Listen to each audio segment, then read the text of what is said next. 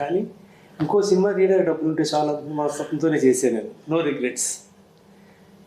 So మనకి నిజంగా మనకేం తెలుస్తుంది ఆ టైంకి, అది ఫ్లో అవ్వాలంతే. నో మనం ఒక మీడియం సార్ అంతే, నాకు అదే అనిపిస్తుంది. అంటే ఏదో హ్యూమిలిటీతో ఏదో చెప్పడం కాదు, కానీ ఆ క్షణం వరకు మనకి నిజంగా ఏం తెలుసు. నువ్వు వచ్చావు ఎగ్జాక్ట్గా చెప్పాలంటే ఒక 1 month పాటు చాలా ప్రెషర్లో ఉన్నాను సార్. ఎందుకంటే టేక్ ఆఫ్ ముందు అసలు ఎలాంటి కథ చేయాలి అనే దానికి నేను మిమ్మల్ని విజయభాస్కర్ గారిని ఇద్దరిని రెచ్చగొట్టేశాను. నేను వెంకటేష్ గారికి కథ చేసేస్తున్నానని చెప్పేశాను మీ ఇద్దరికి.